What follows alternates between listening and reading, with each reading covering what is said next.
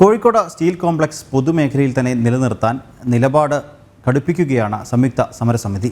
സമരത്തിനൊപ്പം നിയമപരമായി കൂടി അതിശക്തമായി മുമ്പോട്ട് പോകാനാണ് തൊഴിലാളി സംഘടനകളുടെ തീരുമാനം. CITU അടക്കം സമരരംഗത്ത് നിലയുറപ്പിക്കുമ്പോഴും തൊഴിലാളി വിരുദ്ധ സമീപനമാണ് സംസ്ഥാന സർക്കാർ സ്വീകരിക്കുന്നത്.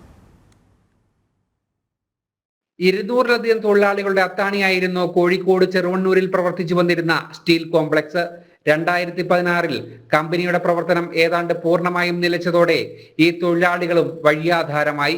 ശമ്പളവും മറ്റ് ആനുകൂല്യങ്ങളും കിട്ടാതെ തൊഴിലാളികൾ വലിയ പ്രതിസന്ധി അനുഭവിക്കുമ്പോഴാണ് സ്വകാര്യ കമ്പനി സ്റ്റീൽ കോംപ്ലക്സ് ഏറ്റെടുക്കുന്നത്. 2021 ജനുവരി മുതലുള്ള ശമ്പളം തരാറുണ്ട്. റിട്ടയർ ചെയ്തവർക്ക് 2020 നവംബർ മുതലുള്ള റിട്ടയർമെൻറ്റ് ആനുകൂല്യം കൊടുക്കാറുണ്ട്, പൂർണ്ണമായിട്ടും കൊടുക്കാറുണ്ട്. 2018 ശേഷം റിട്ടയർ ചെയ്തവരെ ഫൈനൽ സെറ്റിൽമെൻറ്റ് നടന്നിട്ടില്ല.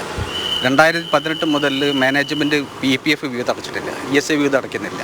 നിലവിലുള്ള തൊഴിലാളി ജോലിയും കൂലി സംരക്ഷിക്കുക, അതേപോലെ തന്നെ ഇത് പൊതുമേഖല ഈ സ്ഥാപനം നിലനിർത്തി കൊണ്ടുപോവുക. പൊതുമേഖല വരും തലമുറയ്ക്ക് വേണ്ടിയിട്ടുള്ള, ജനങ്ങൾക്ക് വേണ്ടിയിട്ട്, തൊഴിലാളികൾക്ക് വേണ്ടിയിട്ടുള്ള കാര്യങ്ങൾ ചെയ്യാം.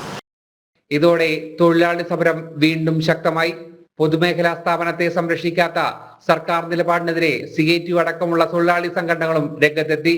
ഇതോടെ രാഷ്ട്രീയപരമായി മറുപടി പറയാൻ കഴിയാതെ സർക്കാരും CPM-ഉം വെട്ടിലായി. ഈ പൊതുമേഖലാ സ്ഥാപനത്തെ സംരക്ഷിക്കാൻ സർക്കാരിന്റെ ഭാഗത്തുനിന്നും ക്രിയാത്മകമായ ഒരു ഇടപെടലും ഉണ്ടാകാതെ വന്നതോടെ സമരം കൂടുതൽ കടുപ്പിക്കാനാണ് സമരസമിതിയുടെ തീരുമാനം. സമരത്തിനൊപ്പം നിയമ പോരാട്ടവും നടത്തും. നീതി ലഭിക്കും വരെ സമരത്തിൽ നിന്നും പിന്നോട്ടില്ല എന്നാണ് സംയുക്ത തൊഴിലാളി സംഘടനകളുടെ തീരുമാനം. ജനം, കോഴിക്കോട്.